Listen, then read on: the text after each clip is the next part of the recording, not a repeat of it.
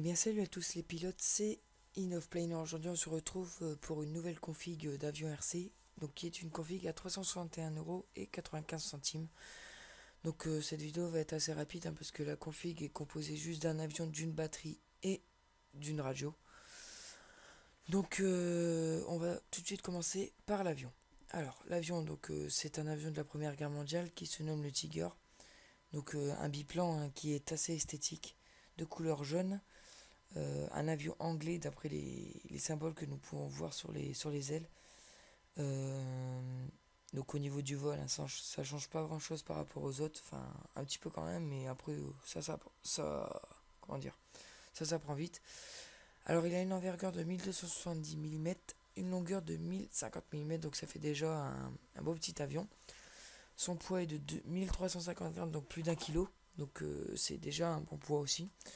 Une hélice de 12 x 6 voire 12 x 8, un contrôleur de 40 ampères et un bec de 4 ampères. Donc cet avion personnellement je l'ai trouvé sur YouModel, mais vous pouvez le trouver sur d'autres sites. Ça, il n'y a pas de souci, ils vendent tous à peu près les mêmes avions. Alors nous allons tout de suite passer à la radio. Alors la radio qui est une WFly 07, donc qui est une radio commande 7 voix. L'idéal de cette radio, c'est qu'on peut choisir les 4 modes, donc le mode 1, 2, 3 ou 4, donc ça c'est selon votre choix. Elle possède un large écran LED de contrôle 132 x 64 LCD. Un réglage de contraste 10 points est disponible. On peut régler aussi les joysticks et les systèmes anti-interférence. Donc en gros on peut utiliser 60 radios identiques et ils peuvent être utilisés simultanément sans qu'il y ait une seule interférence. Donc ça c'est vraiment pas mal. Il y a beaucoup de vols autour de vous avec la même radio, ça peut être pratique.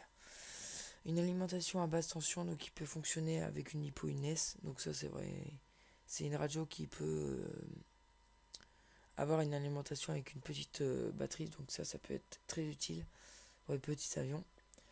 Donc un timer ajustable, donc c'est votre chronomètre. Multilangue, donc pour ceux qui veulent choisir une langue étrangère ou leur langue natale, ça c'est selon votre personnalité. Une fréquence d'émission de 2,4 GHz, une mémoire de 10 modèles, donc vous pouvez enregistrer des avions ou des hélicoptères, ou même les deux, ça c'est comme vous voulez, ça dépend ce que vous pilotez. Et une courbe réglable en 9 points. Donc voilà, c'était tout pour la radio. On va passer à la batterie. Alors la batterie qui est une 3S 3000 mAh 35C. Donc comme vous allez voir que je vais vous mettre le lien de l'avion dans la description, vous allez voir que la batterie recommandée c'est une 2200 mAh, une 2400 je sais plus. Mais toujours prendre au-dessus que de celle recommandée, ça vous permet d'avoir une meilleure autonomie en vol. Donc voilà, donc je voulais juste rajouter ça. Pour la batterie, donc le courant de décharge en continu il est de 90 ampères, donc elle possède une prise DIN et un poids de 235 grammes. Donc comme je le dis dans chaque vidéo, le poids est très important pour la stabilité de l'avion si vous voulez voler correctement et ne pas cracher celui-ci. Donc voilà. Donc au niveau de la config, c'est une config pas trop chère, ça va encore pour ce que c'est. L'avion il est pas trop petit ni trop gros, il est juste bien. Il est esthétique. La batterie, malgré qu'elle soit plus performante que celle recommandée, ça monte pas beaucoup au niveau du prix.